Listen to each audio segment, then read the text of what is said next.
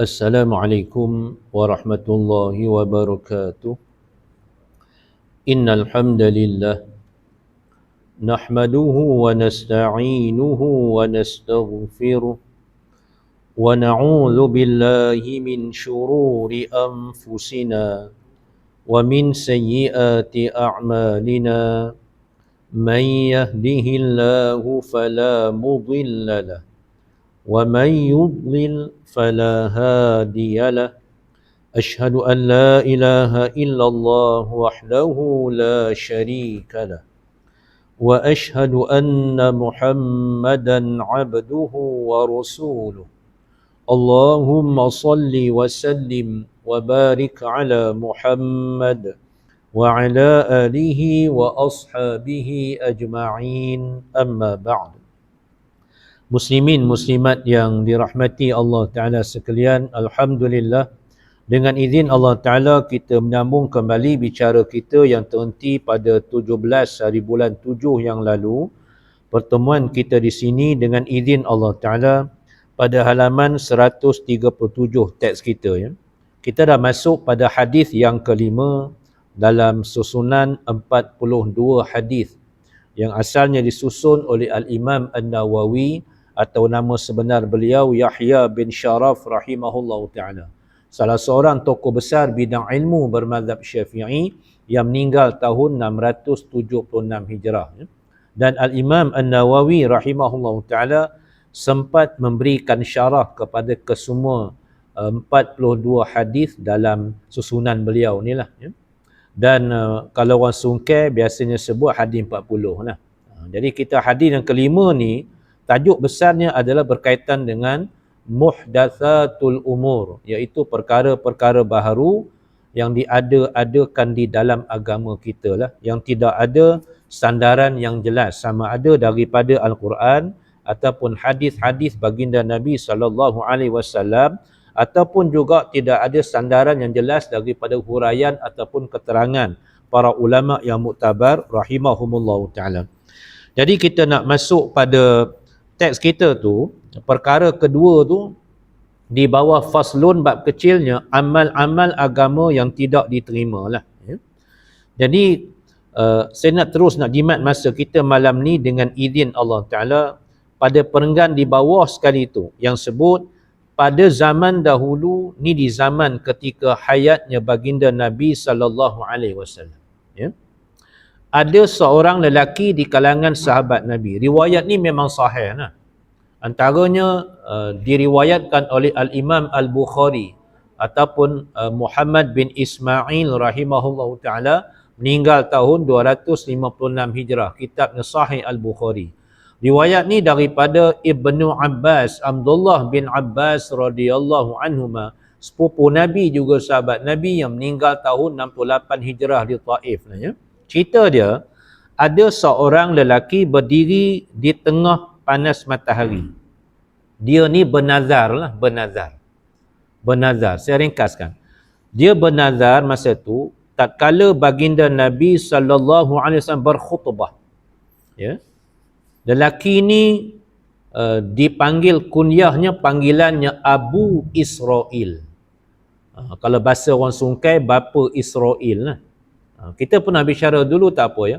Israel, kita ulangkan di sikit. Israel adalah asalnya gelaran kehormatan yang Allah anugerahkan kepada Nabi Allah Yaqub alaihi salam. Israel. Bahasa sungkai maksudnya lelaki pilihan Allah. Apa ya? Okey. Sahabat Nabi ni kunyah dia, panggilannya Abu Israel. Beliau ni sahabat Ansar lah. Cuma ulama tak sepakat tentang nama sebenarnya.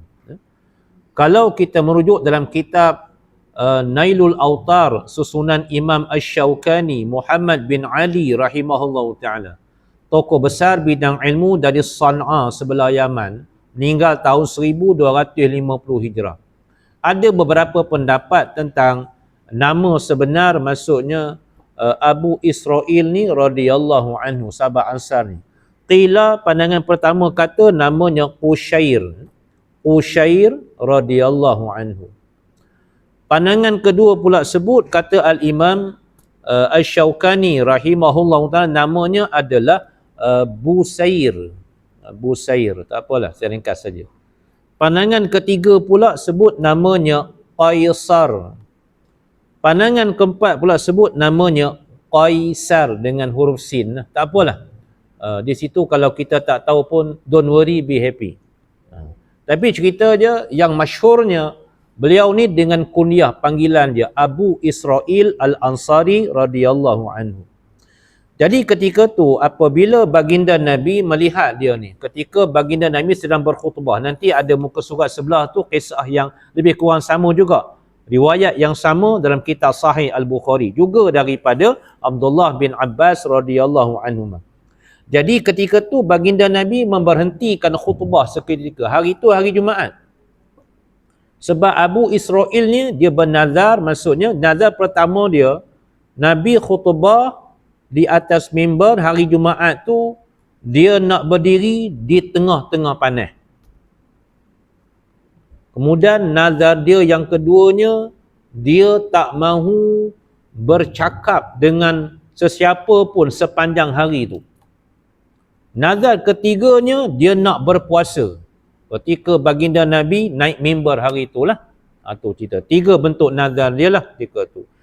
Jadi bila baginda Nabi sedang khutbah, tengok dia berdiri di tengah panas tu, baginda Nabi memberhentikan khutbah seketika.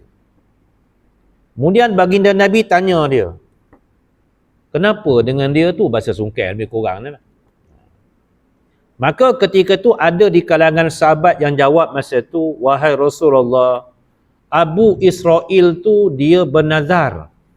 Antara nazarnya maksudnya adalah untuk dia berdiri, tak mau duduk, maksudnya tak mau berteduh ketika tu. Teks kita ada sebut nazar berpuasa. Satu lagi tambahan, nazar dia tak mau bercakap hari tu dengan orang lain.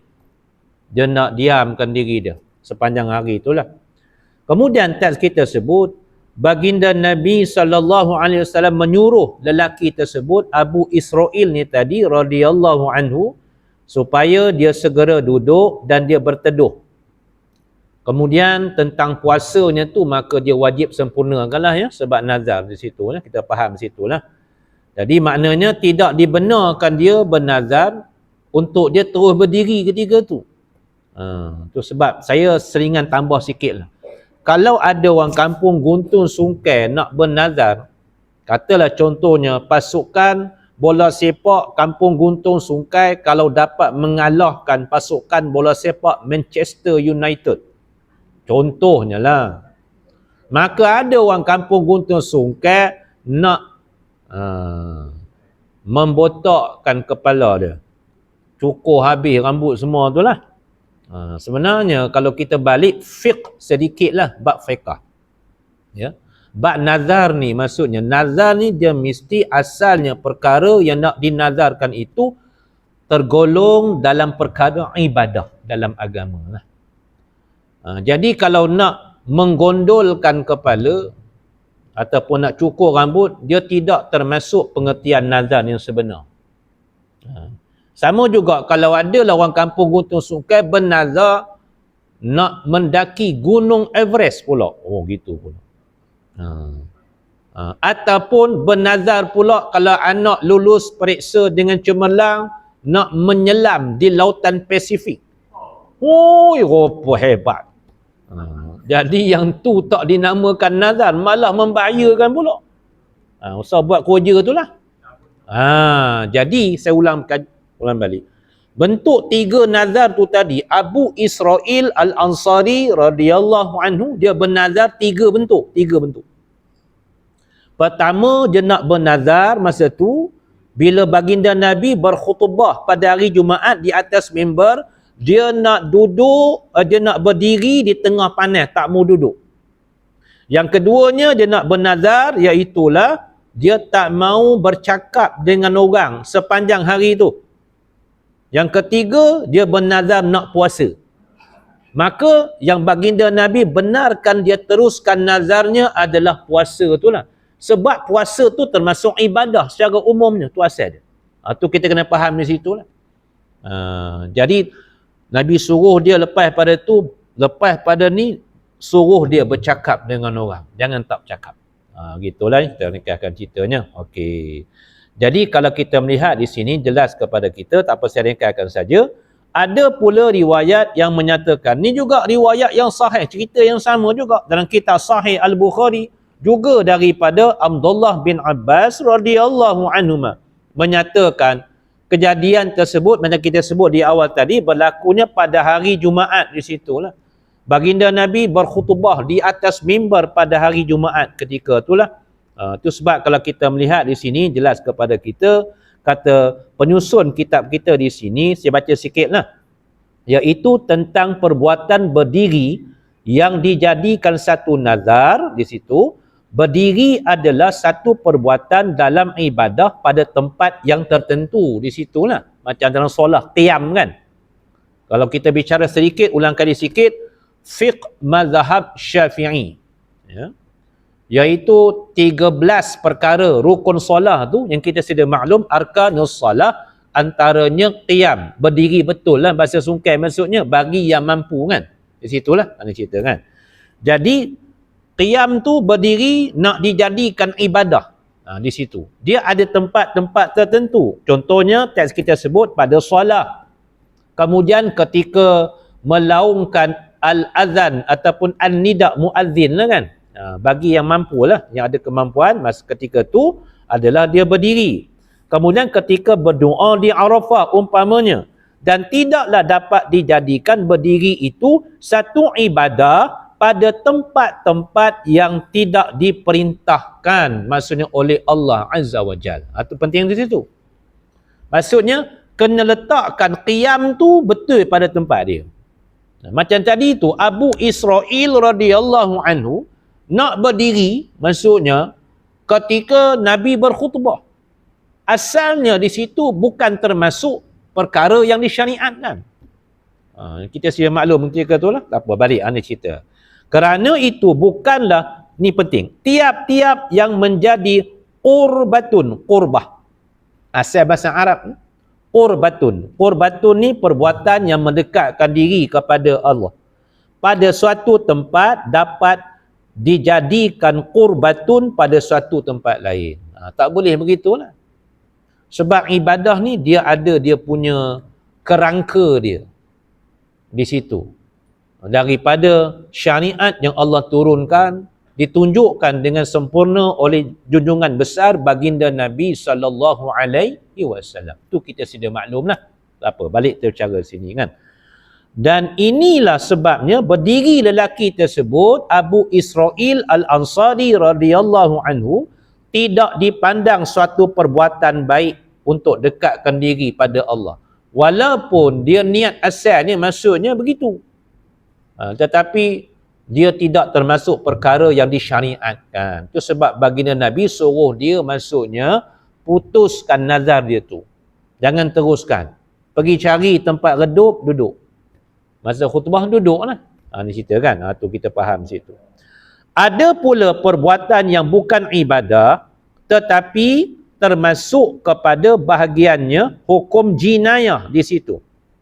Hukum kriminal kata apa nombor sampai lah. Yang diadakan serta dilakukan dengan cara yang bertentangan atau mengubah sama sekali bentuk hukum yang asal. Ni pun tak boleh. Sebab nak digantikan hukuman yang Allah telah tetapkan dengan hukuman lain. Mana boleh?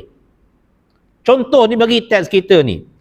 Ada seorang lelaki datang kepada baginda Nabi sallallahu alaihi wasallam. Riwayat ni memang riwayat yang sahih. Saya ringkas saja nak jimat masa kita malam ni dengan izin Allah Taala. Teks kita tak sebut. Riwayat ni riwayat Imam Al-Bukhari, Sahih Al-Bukhari. Begitu juga riwayat Imam Muslim, Muslim bin Al-Hajjaj rahimahullahu taala, meninggal tahun 261 Hijrah, kitabnya Sahih Muslim. Riwayat ni daripada Abu Hurairah Abdurrahman bin Sakhrin radhiyallahu anhu, sahabat Nabi yang meninggal dunia di kota Madinah, tahun yang masyhurnya tahun 59 Hijrah. Juga ada seorang lagi sahabat Nabi, teks kita tersebut kita saring, Zaid ibnu Khalid al-Juhani radhiyallahu anhu, yang meninggal tahun 78 Hijrah di kota Madinah. Dua sahabat besar ni meriwayatkan hadis ni. Cerita dia kalau kita tengok sini, lelaki ni tak disebut nama dengan jelas lah. Dia cerita kat Nabi, anak dia bekerja dengan seorang lain. Anaknya sebagai pekerja lah. Dalam masa yang sama, tiba-tiba anak dia tu telah melakukan zina dengan isteri majikan dia. Anak dia tadi tu telah melakukan zina dengan isteri majikan dia lah. Ketika tu bila si ayah ni dapat tahu kejadian tersebut, ketika tu dia pergi jumpa lah. Ada antara beberapa orang, tak disebut dengan jelas, saya ringkas sebab hadis ni dia agak panjang matan asal di situ. Maka ada peringkat awalnya, ada orang bagi tahu dia, maksudnya dia boleh tebus dengan dia bayar 100 ekor kambing bersama dengan seorang hamba. Ni bab zina ni. Bab zina ni dalam fiqhul jinayah, dia termasuk dalam bab hudud. Jadi maksudnya dalam bab hudud ni ada hukuman yang Allah telah gariskan untuk dilaksanakan. Tak boleh ditukar ganti. Di situlah. Tak boleh ditukar dengan yang lain. Itu cerita ni tu. Ni bab zina ni. Tak apa. Zina sebab anak dia, maksudnya anak dia ni adalah ghairu muhsan, disebut istilahnya. Sebab anak dia belum berkahwin. Anak lelaki dia ni belum berkahwin. Dia ghairu muhsan tu. Belum merasai hubungan kelamin suami isteri secara sah. Kemudian melakukan zina. Maka saya nyatakan, hukum asalnya disebat 100 kali sebatan dan dibuang negeri setahun. Tu dalam kitab Sahih Muslim kita ringkaskan hukuman itu. Tu hukuman daripada Allah Ta'ala. Manakala tadi tu, isteri majikan dia memang dah kahwin. Muhsanah lah. Ataupun muhsan. Apabila yang telah berkahwin secara sah, ikut hukum agama Islam kita ni, telah merasai hubungan kelamin suami isteri walaupun sekali dalam tempoh perkahwinan, kemudian dia melakukan zina, maka hukumannya direjam sampai mati. Jadi tak boleh tukar tu, tak boleh tukar. Jadi ketika tu maksudnya si ayah tadi peringkat awal, tapi dia rasa macam tak selesa dengan jawapan diberi oleh orang tadilah terhadap hukuman tu, ya. Maka ketika tu dia mengadu halnya kepada baginda Nabi SAW.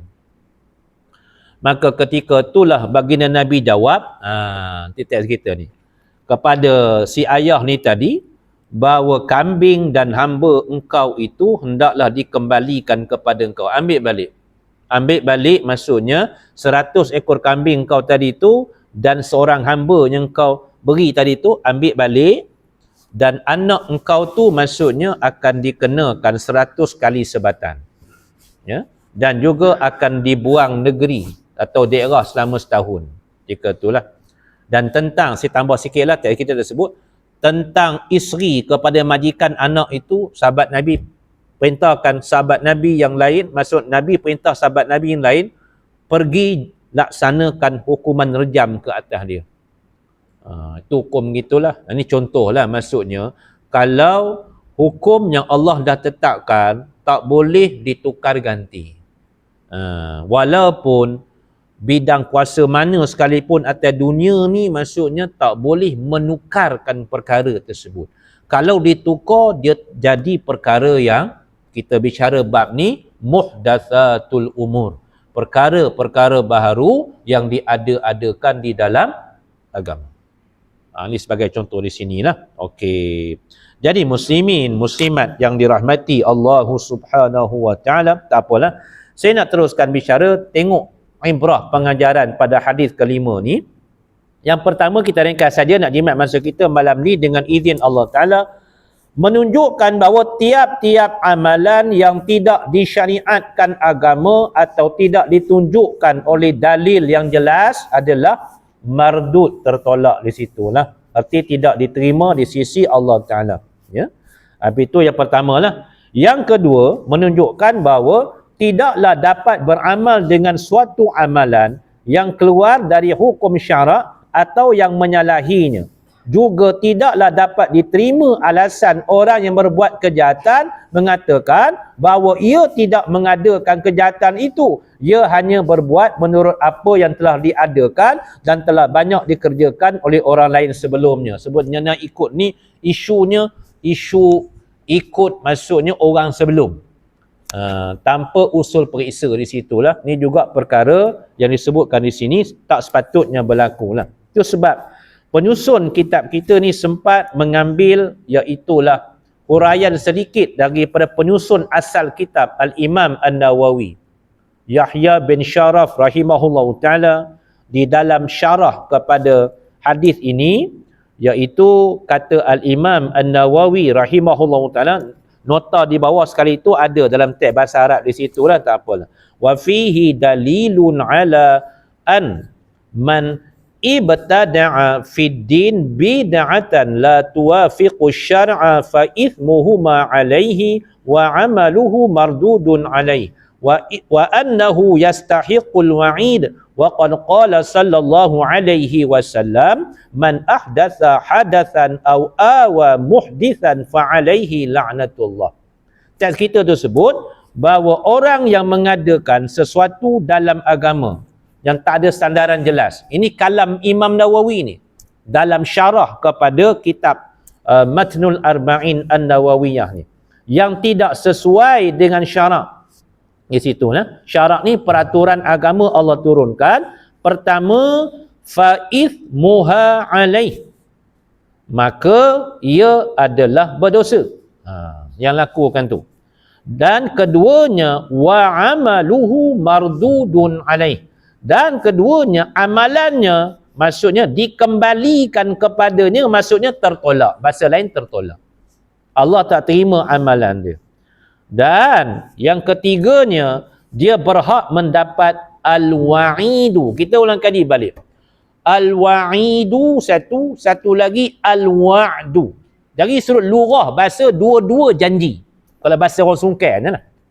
Al-wa'du waw ain dal, wa'dun janji. Wa'idun waw ain ya dal pun masuk janji juga sudut lurah bahasanya. Tapi apa beza dua ni perkataan ni? Pertama, al-wa'du wa'dun janji bentuk yang baik lah. Itu sebab kalau kita baca Al-Quran, ada janji bentuk baik al-wa'du daripada Allah Azza wa Jal. Antara yang masyhurnya janji Allah untuk memasukkan ke dalam syurga orang-orang beriman dan melaksanakan amal soleh dengan baik ketika di dunia lah. Okey, itu al-wa'du. Satu lagi dalam Al-Quran bentuknya al-wa'idu, janji juga tapi bentuk ancaman. Jadi boleh kita terjemahkan bahasa kita, al-wa'idu tu bentuk ancaman keras daripada Allah Ta'ala.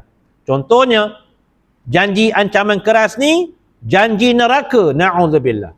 Bagi orang yang tak beriman atau orang yang datang bertemu Allah Ta'ala membawa dosa-dosa bersama dengan dia kan. Contoh begitulah.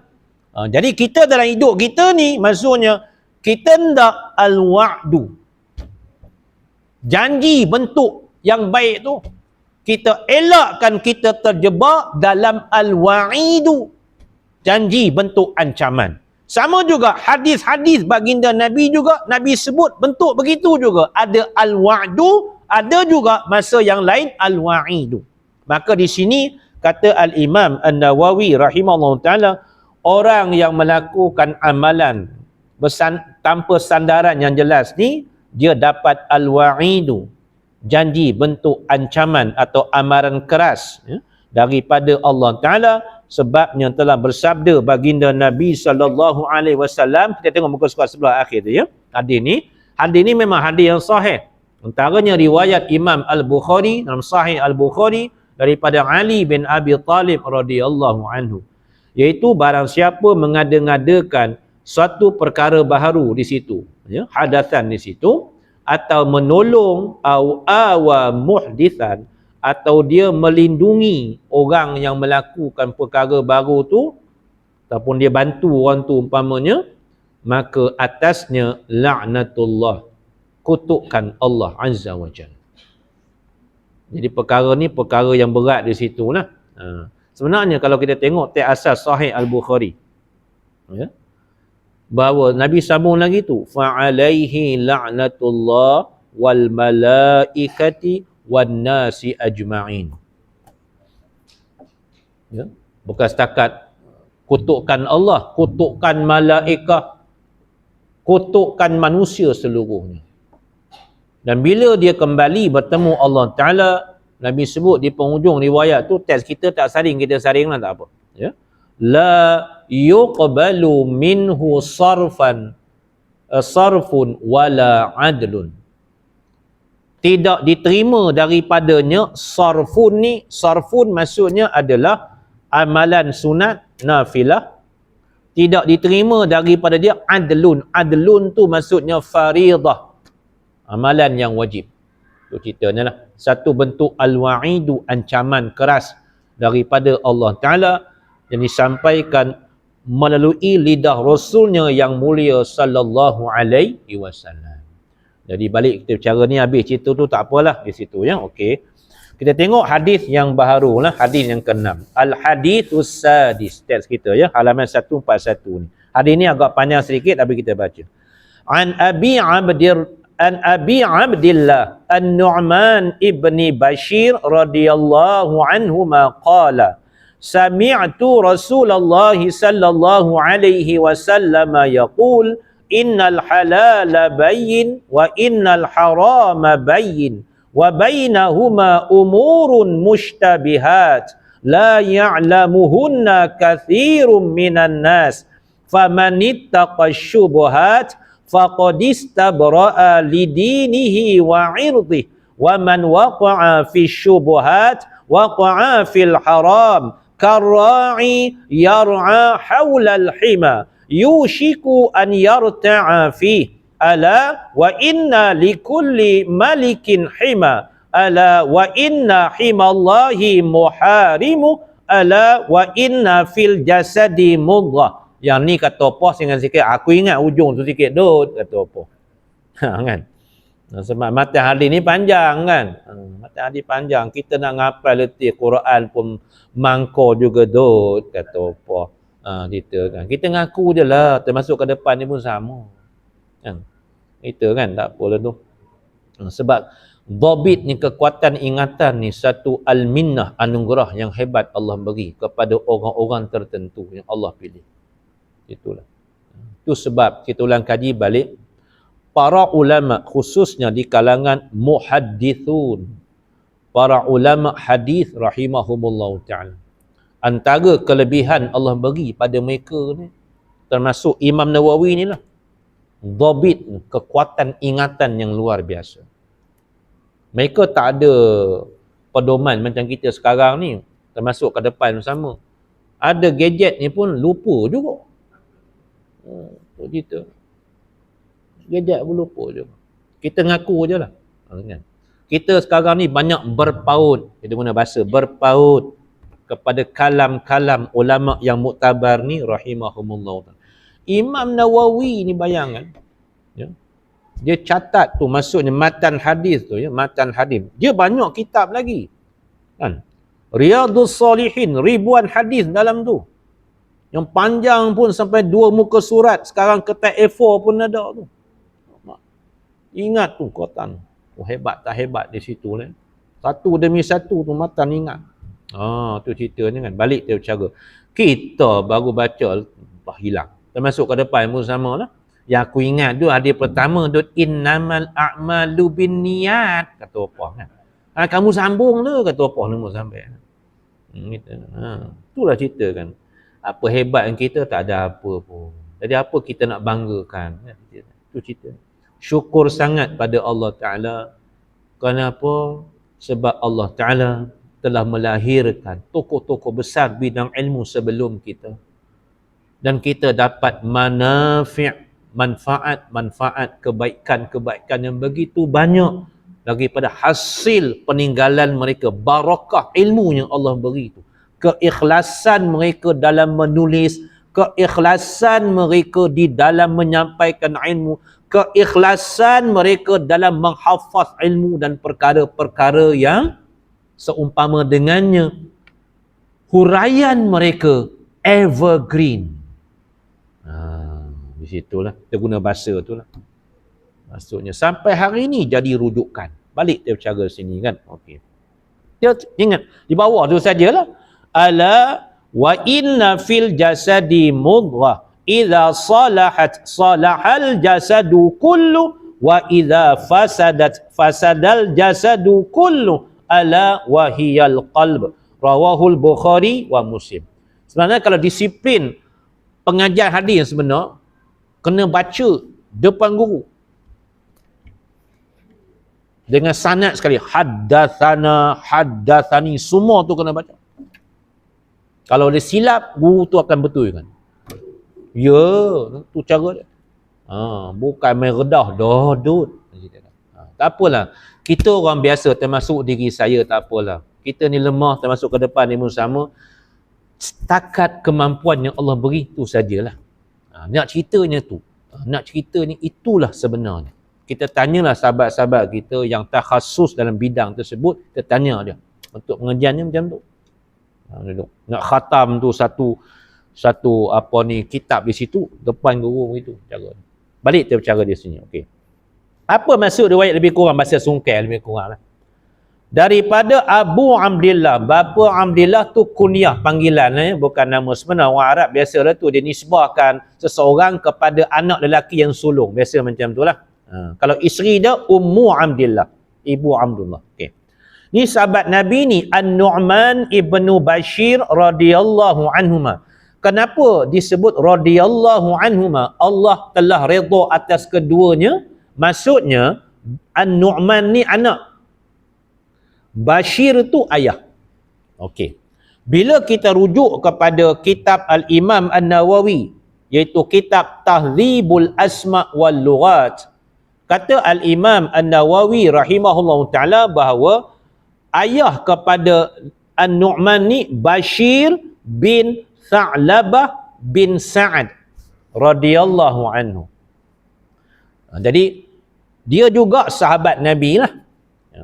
Jadi beliau ni maksudnya di kalangan sahabat Ansar suku Khazraj. Cuma yang terkenal dalam periwayatan hadis adalah An-Nu'man sebagai anak. Tak apalah.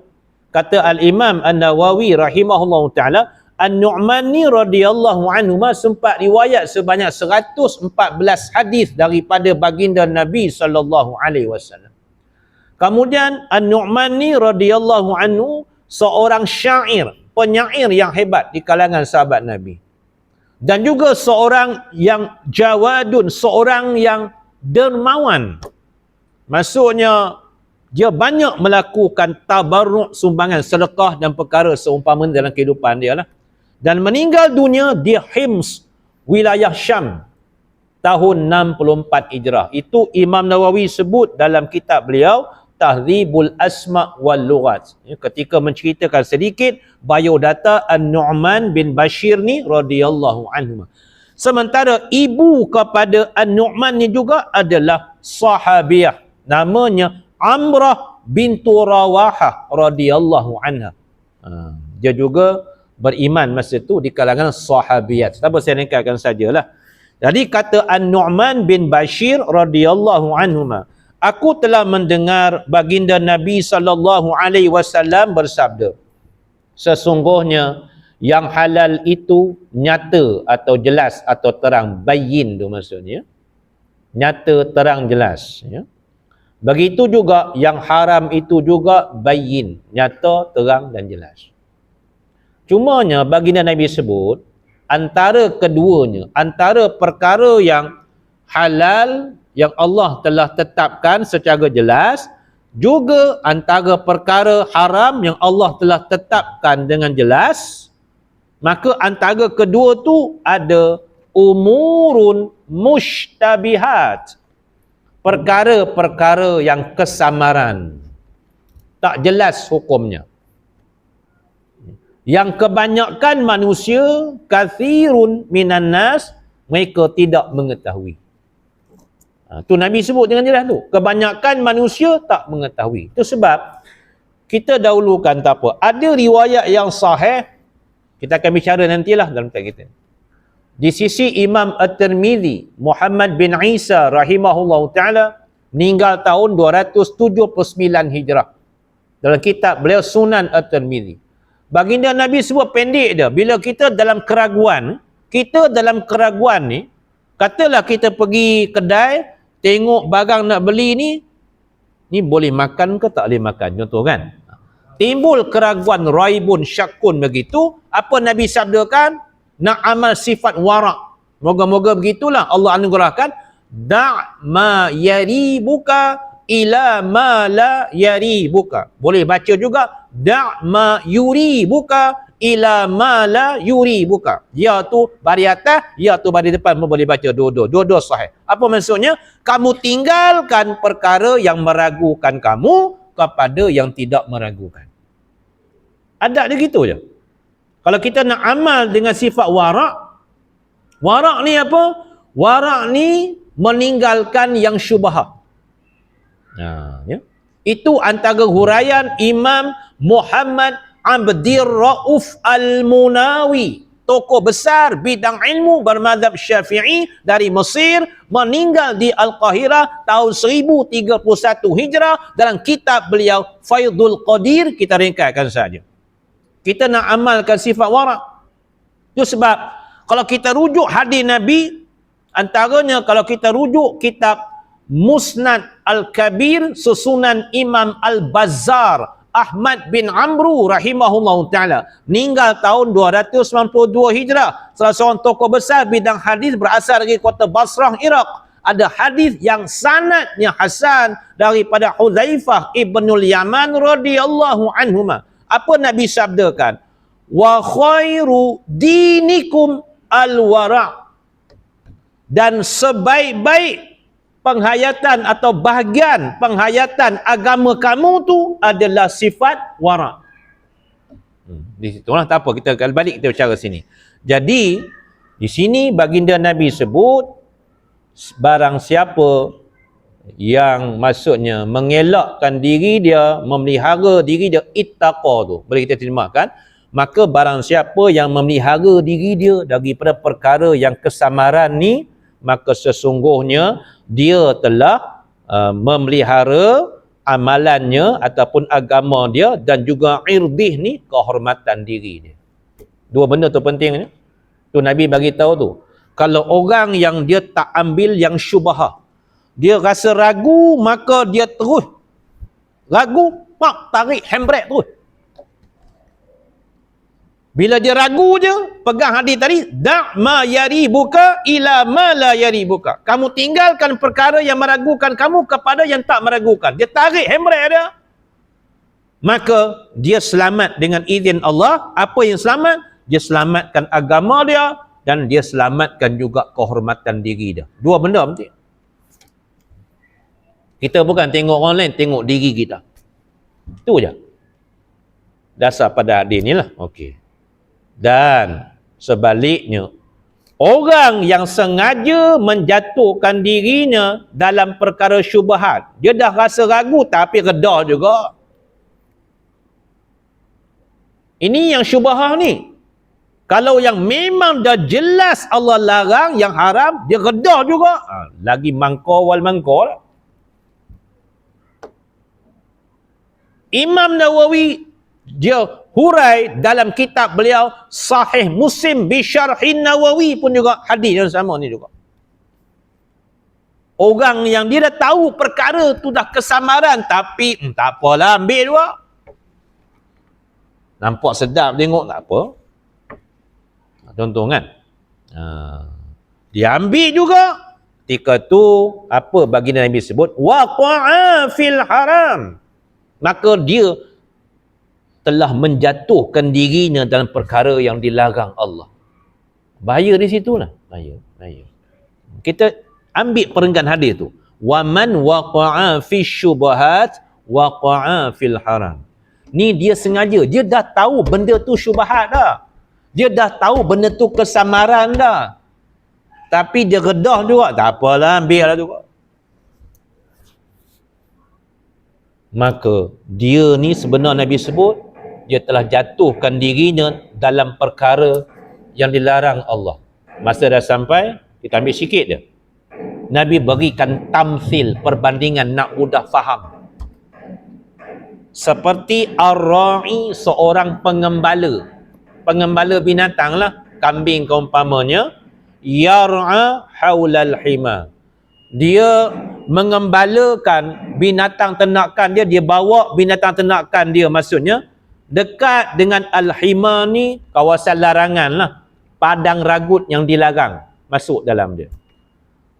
Kambing dia tu, binatang ternakan dia tu meragut di luar ni, dekat dengan al-hima tadi tu, dan tak mustahil ada kambing dia pergi kedah dalam tu. Nabi nak berikan tamsil ni untuk dapat al-fahmu, kefahaman di situ. Dan sama juga baginda Nabi sebut di sini bagi tamsil lagi.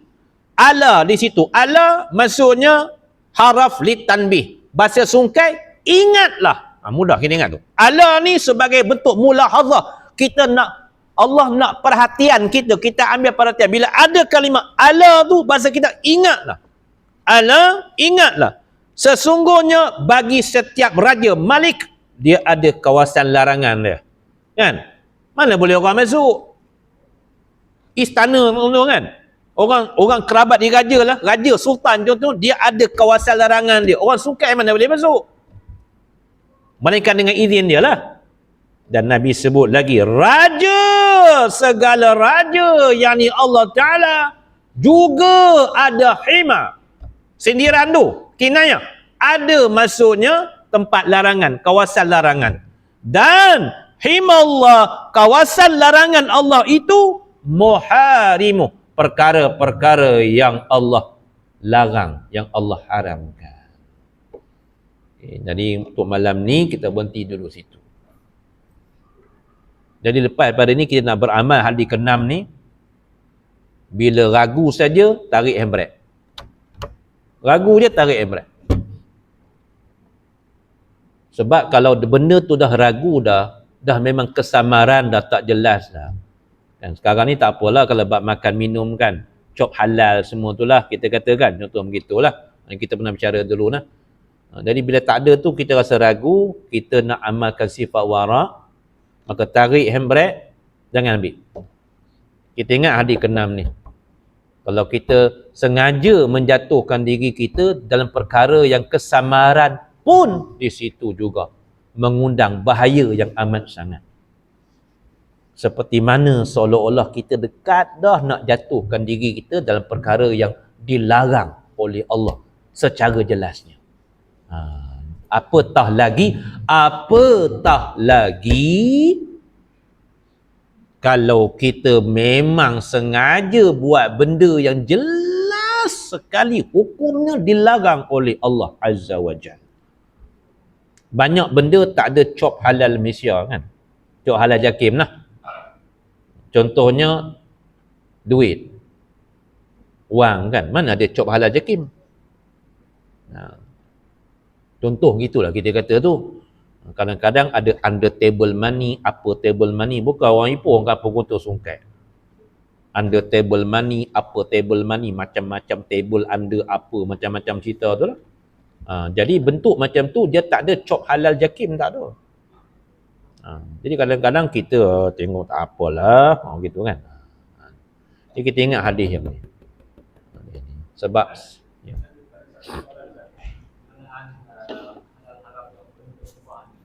Kalau bersebut macam tawassul, berserah kepada Tuhan atas keberkatan kealiman dia ataupun benda yang lain yang Ya.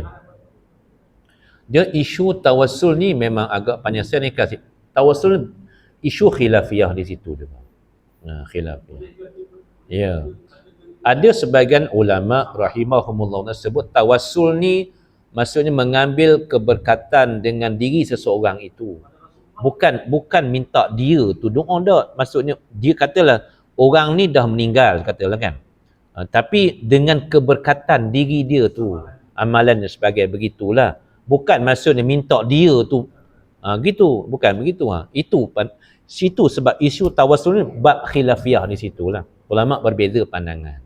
Kita tak nafikan juga pandangan pertama mengatakan bahawa tidak dibenarkan begitu. Dia memang khilaf ulama tetap ada lah. Itu sebab bagi saya isu tawassul ni kita berlapang dada lah. Di situlah. Maksudnya mengambil keberkatan diri Nabi tu. Di situlah. Itu maksud di situ. Itu sebenarnya dalam masuk di situ maksudnya mengambil keberkatan diri Nabi. Sebab Nabi ni maksudnya bukan manusia yang macam kita biasa ni. Manusia teristimewa lah. Kita mengetahui itu kan. Kalau kita tengok dalam kitab Asy-Syama'il Al-Muhammadiyah, susunan matematik hari-hari cerita tentang keunggulan kepribadian Nabi tu, fizikalnya dan sebagainya lah kan. Di situlah. Itu sebab kalau kita tengok di situ maksudnya sampai isunya sebab ulama berbeza tu mengambil keberkatan daripada bekas-bekas peninggalan Nabi. Kan? Maksudnya contoh gini lah, kalau Nabi minum masuk kan, ada kita kata bekas tu lah, bekas tu peninggalan di situ. Pertamanya nak ambil tabarruk, mengambil keberkatan. Satu lagi istishfa, mengambil kesembuhan di situ lah. Di situ lah. Itu sebab kalau kita tengok ada sebahagian menyebut bila baginda Nabi telah wafat maksudnya maka tidak berlaku begitu. Ada juga pandangan kedua sebut walaupun baginda Nabi telah wafat namun isu tabarruk istishfa ni juga maksudnya masih lagi boleh diamalkan. Itu isu tak ada apa masalah pun. Dia khilaf di situ. Ya, khilaf di situlah. Iyalah. Cuma isu memang kita tak nafi disiplin. Kalau sebahagian ulama hadis rahimahumullah, mereka sebab ulama hadis kerja mereka akan tengok sanad riwayat di situ. Kalau dikatakan ini contoh macam abang sebut tadi, ini rambut Nabi, betul ke itu rambutnya? Ulama hadis kerja dia akan semak macam tu, dia akan tengok macam tu, kan? Tu sebab isu di situ lah. Yalah, tak apalah, tak apa, kita menghormati pandangan begitulah. Cuma secara umum yang jelasnya peninggalan Nabi tu, yang jelas, yang besarnya peninggalan Nabi, pertama Al-Quran, kedua sunnah Nabi kan. Yang itu memang jelas, tak ada pertikaian pun di situ. Di situlah, itu saya secara peribadi maksudnya sepatutnya Al-Quran dan sunnah Nabi itu yang sepatutnya kita besarkan di situlah. Di samping kita menghormati pandangan-pandangan sebab kita pun tak pasti betul ke itu. Contohnya kan, sebab ulama hadis dia akan kaji sanad riwayat bersambung ngedak semua lah. Di situlah. Tak apalah, ini kerja tak apalah kan. Itu sebab kita kata kesimpulannya isu tawassulnya dia termasuk bab khilaf di situ. Okey, kita menghormati bila ada khilaf, kita berlapang dada. Walaupun katalah si A tak setuju dengan pandangan tu, tak apalah, tu pandangan dia kan. Jadi si B pula setuju, tak apalah, dua-dua boleh duduk semeja, boleh urut topuk-topuk belakang, don't worry, be happy. Usahlah sampai berkokok bercakap. Berkokok bercakap ni kita tak andak tu masalah dia. Tambah suasana kita hari ni, sekarang ni dengan gadget canggih ni kan, dia ada followers banyak di situ. Jadi masalah. Kena pula followers ramai 3 juta orang sungkai, bukan orang ipoh, orang sungkai, pengikut dia, followers dia 3 juta orang. Bila 3 juta orang ni kadang-kadang tak mustahil ada rasa kembang semangkuk, kembang 2 mangkuk, kembang 7 mangkuk. Kita tak nafi yang tu. Itu yang bahaya kadang-kadang tu. Akhirnya jadi bergaduh. Yang ruginya siapa? Akhirnya orang awam keliru. Itulah, kita termasuk yang kat depan pun sama lah juga. Itu sebab jelas ni maksudnya kita berpegang balik. Tu bicara tu, kita bicara yang ni. Kita buat pengajian ada kitab. Itu sebab setiap kali kita sebut dengan izin Allah setakat yang mampu, kita akan sebut rujukan nama kitab di situ. Siapa alim ulama yang muktabar yang karang.